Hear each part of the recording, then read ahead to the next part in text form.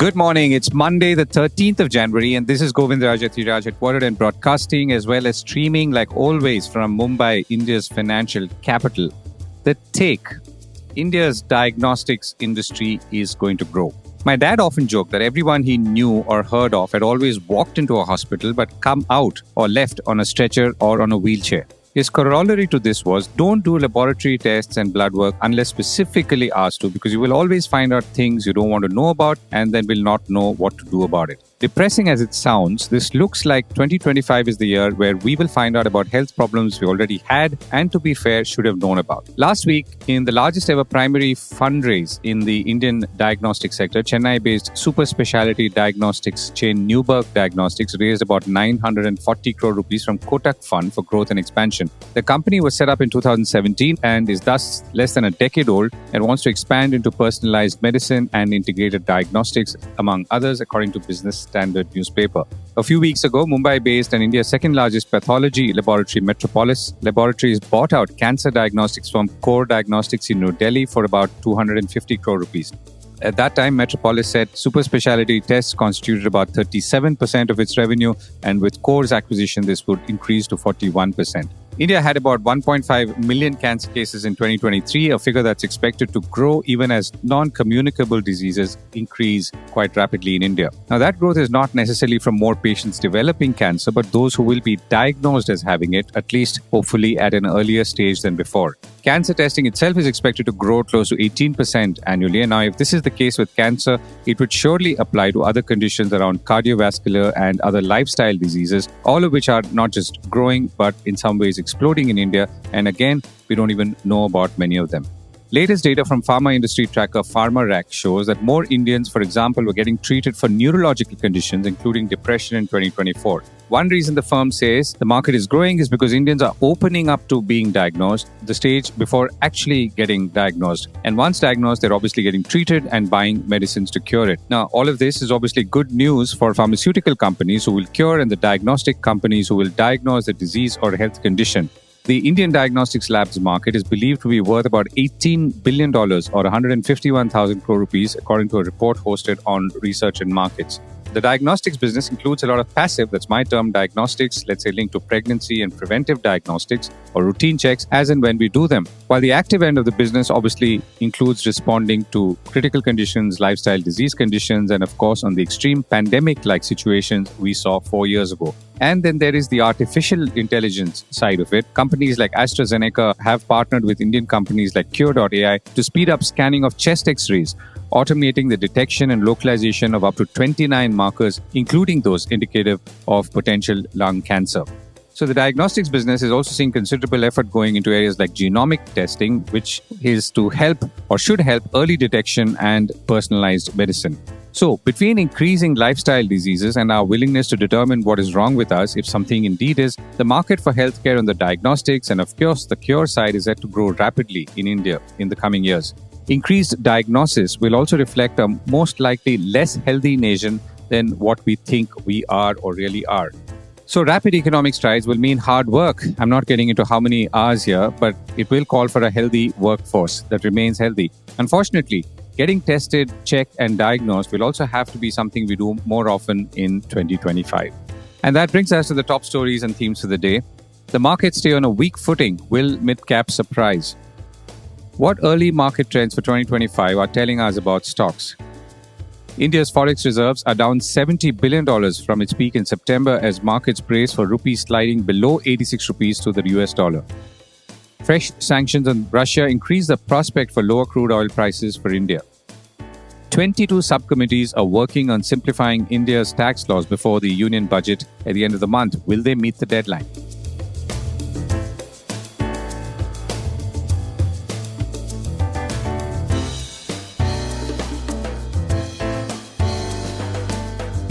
This is a Core Report with Govindraj Ethiraj. The markets head for another unpredictable week. It's another weak start to another unpredictable week unless some third quarter results surprise, and if they do, we might see some stocks responding favorably. For example, in the case of Tata Consultancy Services, a positive outlook helped last week, and more on that in a moment. Otherwise, the big trigger or the only big trigger is a cut in income taxes in the upcoming union budget that's scheduled for February 1st. That is, if that happens. Sounds mercenary, but that's how markets work. Last week, the Sensex and Nifty fell about 2.5% after gaining for 2 weeks before. 12 of the 13 major sectors logged weekly losses. The broader small caps and mid cap indices are now falling faster, and more on that shortly as well. They lost about 7.3 and 5.8% last week, according to Reuters. The IT indices are doing well. Basis, like we said earlier, IT major Tata Consultancy Services saying it was betting on Donald Trump's regime to revive client confidence and discretionary spending in North America, a key market for all Indian IT companies.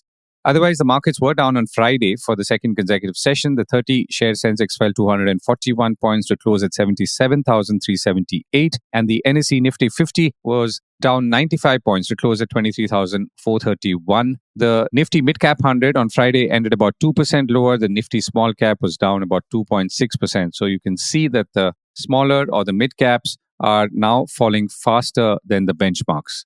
One reason the markets are on a weak footing is obviously foreign institutional investors who continue to sell, having sold around $2.5 billion of stock in January already, as opposed to a little under $2 billion of net buying last month. Foreign investors are worried about valuations, a weak earnings season ahead, a slowing economy, weak rupee, more on that shortly, and of course, what Donald Trump's presidency will mean for global trade and business. Meanwhile, Wall Street, which was going gangbusters until recently, is not right now, with some cracks appearing here and there. Stocks dropped on Friday after a hot jobs report, which is a good jobs report, actually dampened Wall Street expectations for more interest rate cuts from the Federal Reserve this year. The Dow Jones Industrial Average lost about 697 points, or about 1.6%, to close at 41,938. Friday's losses pushed the major benchmarks into the red for 2025, according to CNBC. So payrolls in the United States grew about 256,000 in December, while economists polled by Dow Jones were only expecting about 155,000. The unemployment rate, which was projected to remain at 4.2%, fell to 4.1% during the month. So all of this is good news for the economy, quite evidently, but not for the markets for reasons we've already touched upon.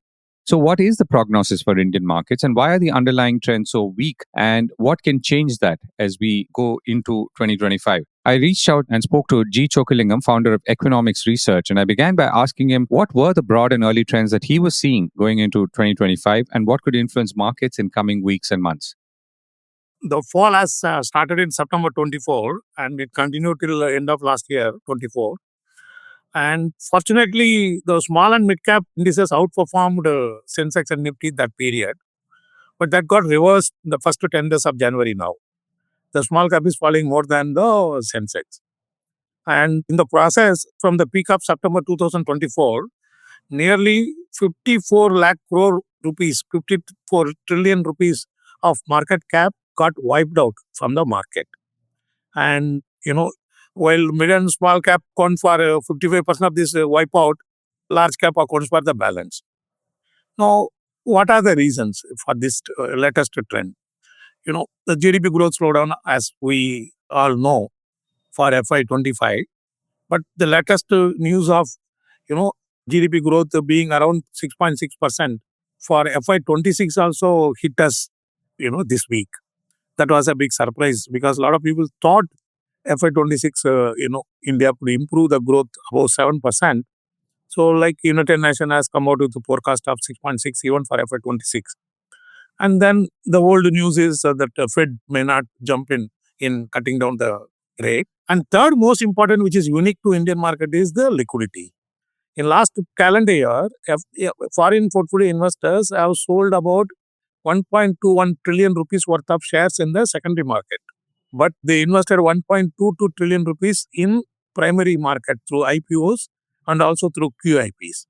So what has happened? That has taken away the liquidity from the markets. And we also know that last calendar year, the promoter selling was one of the highest in the recent years. So these IPOs, promoter selling through QIP, the money got chucked out of the secondary market.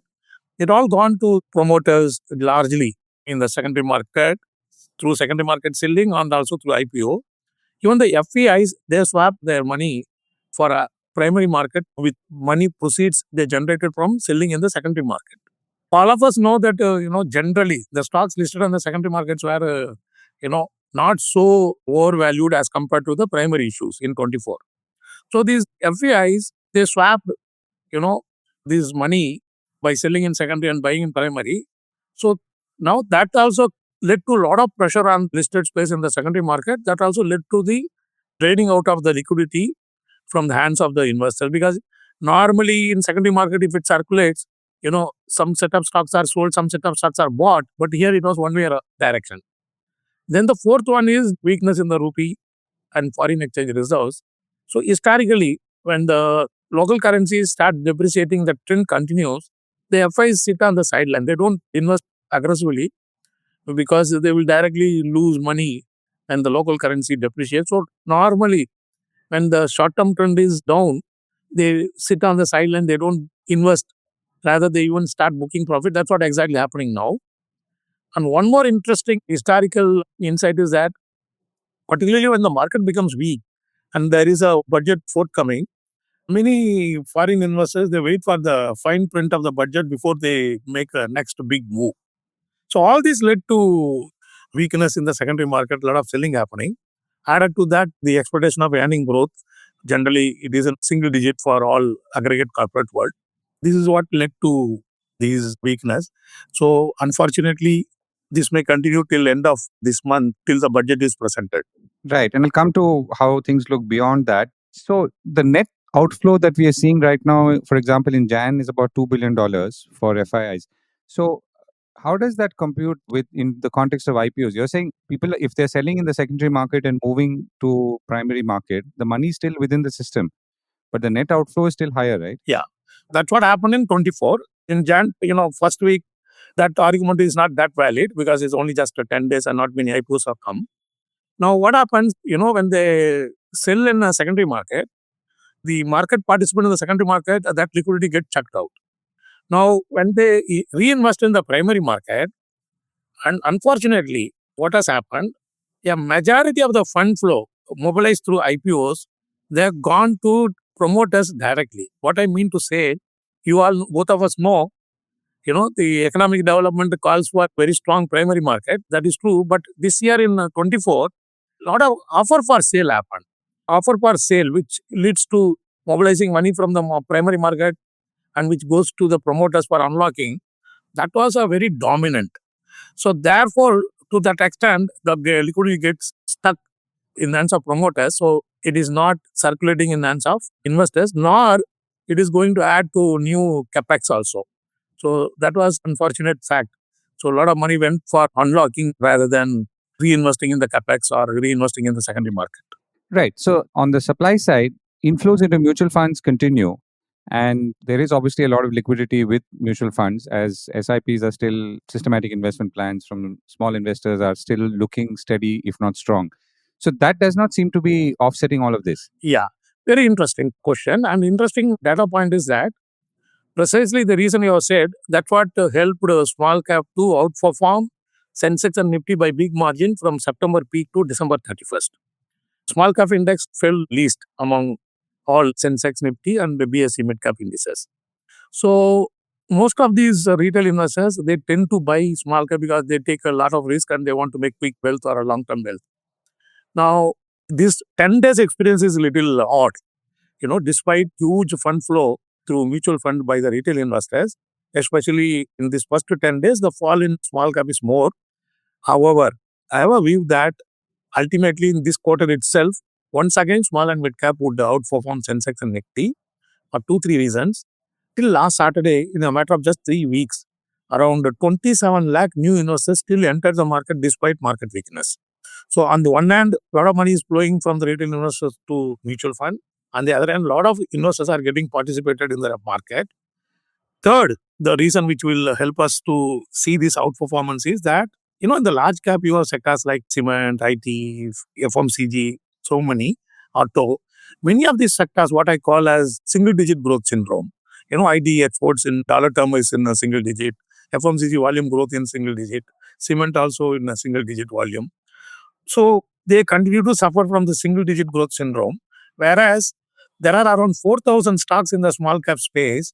There are still a lot of individual growth stories, value unlocking stories, deep values in terms of land bank, in terms of investments by holding companies and acquisition possibilities. Like for example, in cement, we saw 2 acquisitions in the short span. So there, and plus the investors are still coming at the rate of 7 lakh per week, and they are also investing in small cap funds of mutual funds. So therefore, I believe today's shock would be temporary. In Jan-March quarter, once again, the retail investors would support in a big way, significant way, the small cap and mid cap stocks. Therefore, I consider that bank on the domestic market, bank on the domestic businesses, bank on the domestic investors, which obviously means bank on the small and mid cap segment for next 3 to 6 months. That would be relatively better avenue to invest. Right. And within that, this quarter at least, are you seeing any sectors which to you look more attractive than as opposed to other sectors which you feel are more on the sunset side? One would be pharma. IT is a defensive, but we saw the initial result also only 3-4% growth. So one could be the pharma. It is defensive. It will be benefited by the rupee depreciation, and the pharma would also see some acquisition they saw in the recent period. Even small cap ITs would see some consolidation. In the last 10 years, it happened, but last 1.5 years, there is a lullness in the space of acquisition because the whole industry is growing at 2-3%. So that possibility is there. So small cap IT stocks and the small cap quality pharma stock, these are the 2 areas. And then there are a lot of holding companies. There are cement companies. If you see the 3 acquisitions in the last 6 months in cement space, they happened at $80 to one at $80 per ton, other one at $112, other one at $118 per ton. So there are many quality cement companies, few companies which are available at enterprise value per ton of $40 to $50, but with a good business model. So that is another area in a small and mid-cap space one can look at. Right. Chokka, thank you so much for joining me. The rupee slides again. The Indian rupee is down or was down once again to its all-time low on Friday as the dollar stood strong again. The rupee weakened to about 85 rupees 97 paise against the US dollar, going past its previous low of 85 rupees 93 paise hit on Thursday. The currency ended finally at 85 rupees 96 paise, down slightly on the week, also making its 10th consecutive weekly loss according to Reuters.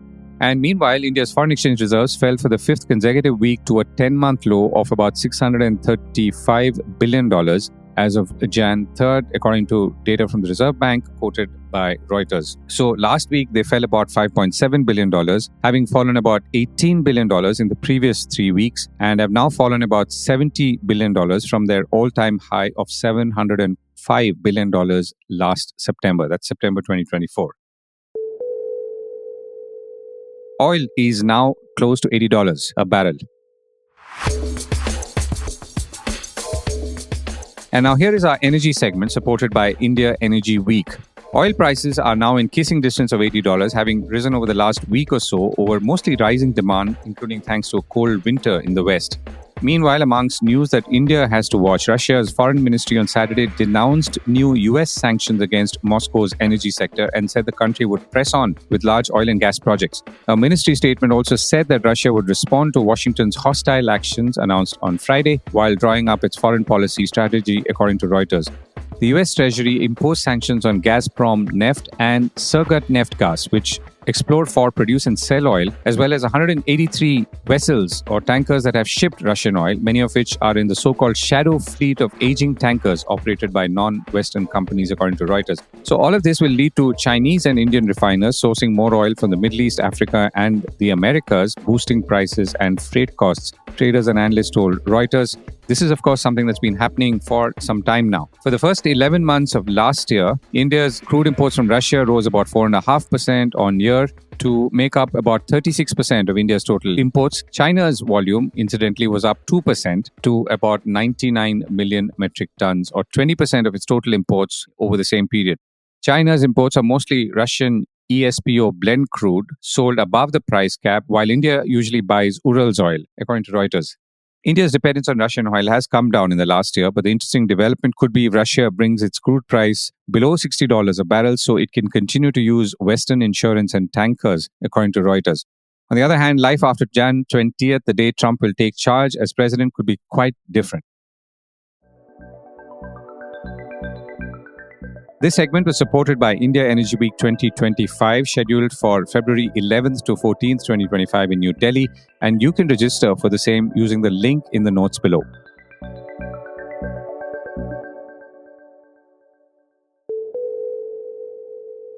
Inflation could come down.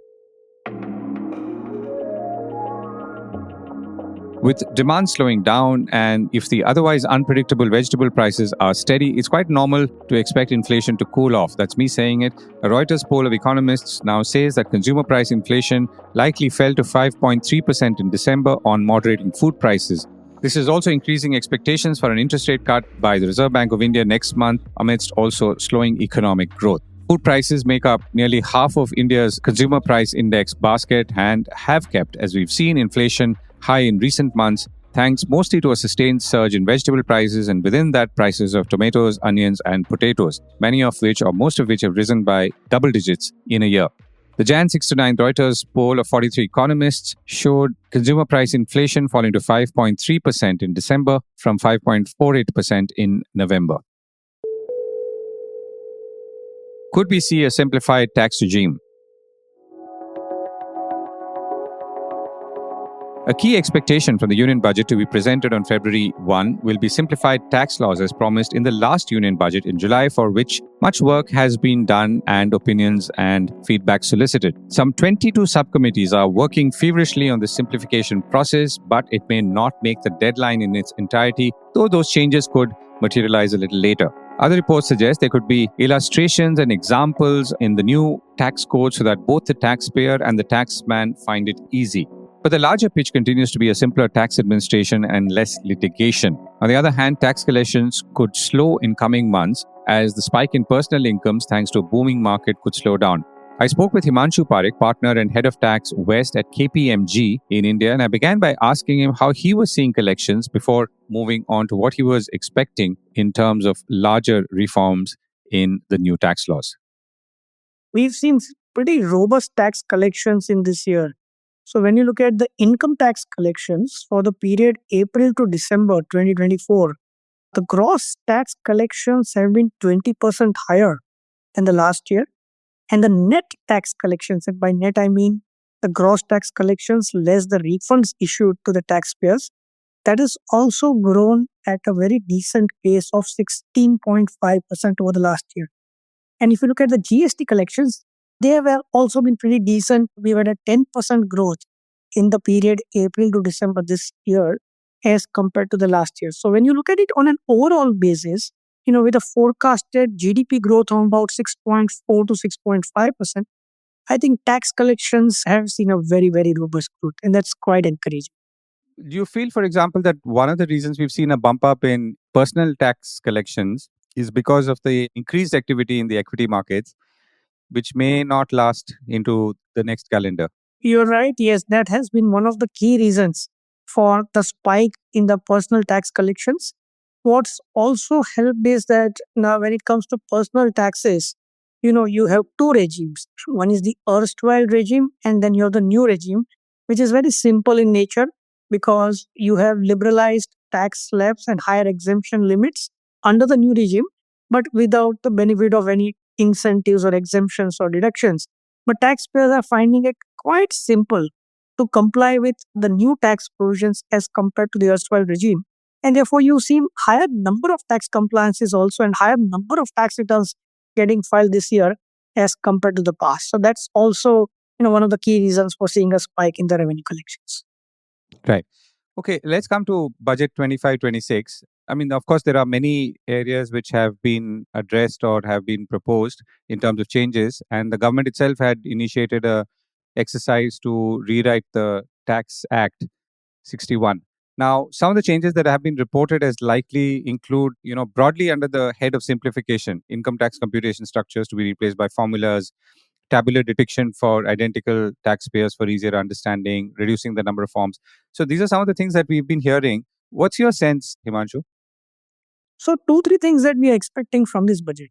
One is, of course, there's been a lot of noise surrounding this simplification exercise. So there is a committee which was formed by the government a few months back. And in fact, there are some 22 subcommittees which are currently working on this simplification exercise. What we understand is that these subcommittees are currently spending the midnight oil working across the clock with a view to simplify a lot of tax provisions which are ambiguous in nature.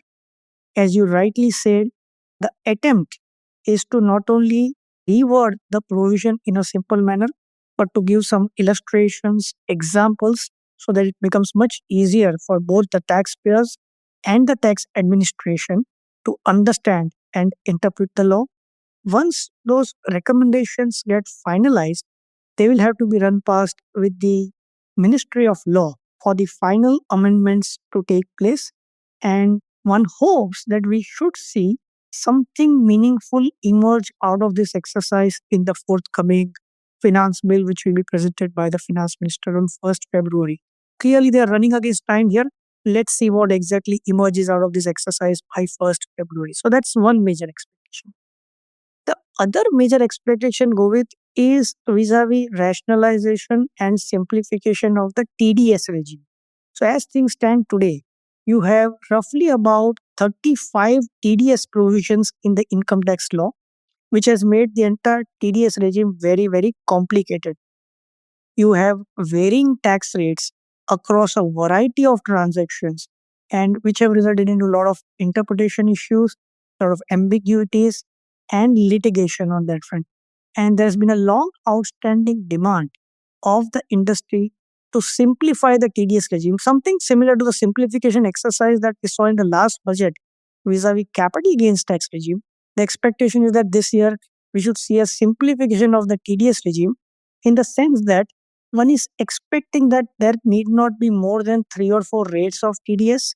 So there could be one standard rate which will be applicable for all salaried employees, which will depend, of course, on the salary income of the employees and as per the normal slab rate. There could be one higher rate of TDS vis-a-vis people who earn casual income like lottery income and gaming income, so on and so forth. Then there should be one standardized rate which should apply to variety of transactions, be it rent, be it royalty, be it commission, service fee, works contracts, so on and so forth. And then there's an expectation that wherever we have this very low rate of TDS, which is 0.1%, which applies, say, to e-commerce transactions or on purchase of goods above a particular threshold, that those provisions should be abolished, because a 0.1% rate of TDS does not lead to any significant revenue augmentation. At the same time, it proves to be an administrative nightmare for taxpayers. So some major expectations as far as TDS regime is concerned. The one other major expectation from this budget is for the government to make some concrete announcements in terms of what measures are they proposing to adopt for avoidance of tax disputes and resolution of existing tax disputes. So two major expectations. One is, going forward, can we come up with some kind of a mediation or a settlement scheme, something similar to the APA regime that we have in transfer pricing, whereby we allow the taxpayers and the tax department to settle disputes right at inception so that it does not result in any long-term litigation at all? And as far as the current backlog of litigation is concerned, what can the government do in terms of clearing the current backlog of the appeals which are especially pending at the first level of appellate authority, which is the commissioner appeals? As we talk, there is about 12 trillion rupees of tax amount which is locked up in litigation today, and I'm talking only about income tax. And we have more than 6 lakh appeals which are pending disposal across different appellate forums, with almost 90% of them pending with the first appellate authority being the commissioner. We are again expecting some major announcements to come in this budget vis-a-vis aspects surrounding resolution of existing disputes and how do we go about avoiding disputes from arising going forward. So to my mind, Govind, these are some of the major expectations from the budget this year. And I'll come to some of the other expectations. But before that, you mentioned TDS. How many rates do we have today? Almost 35 TDS provisions. So you've got rates varying from 0.1%. In some cases, you've got a rate of 1%, then you have a rate of 2%, 5%, 10%, and 30 and 40% also in some cases. So you've got lots of rates currently in vogue. So you're saying we have 35 TDS. So when you say provision, you mean provision for rate or provision to charge? So you have 35 income tax sections dealing with TDS on different varieties of transactions. Right. And that you feel should be brought down to about 3 to 4. There can be n number of transactions which can be subjected to TDS. That's not a problem. But let there be no more than 3 or 4 different rates which should be applicable. So it becomes much easier to comply with the TDS regime. Right. And the government's thinking, it seems, in the past has been that we apply this 0.1% to tag the transaction rather than to tax it. You're absolutely right. In today's era of GST, Govind, it's possible to track each and every transaction through the GST regime. And if that be so, the government has already sort of got the mechanism to track all those transactions through the GST regime. And if that be so, can we go about and abolish this 0.1% TDS, which results just in a duplication of effort, nothing else. Right. So you talked about these 22 subcommittees who are working on simplification and racing against a deadline of barely 2 weeks from here. So looking at the kind of effort that we've seen in the past in these areas, administration, simplification, ease of doing business, how do you rate our chances this time? To me, it seems to be a Herculean task. And I would be very, very surprised and amazed if you were to see this exercise getting consummated and seeing some tangible outcome therefrom in the forthcoming budget. I would be very surprised to see that happen in this budget. Right. So having said that, you, however, feel that since we are putting in this effort, at some point it should bear fruit. Definitely. You should expect that in the forthcoming months, for sure. Right, Himanshu. Thank you so much for joining me and sharing your thoughts. Pleasure. Thank you, Govind.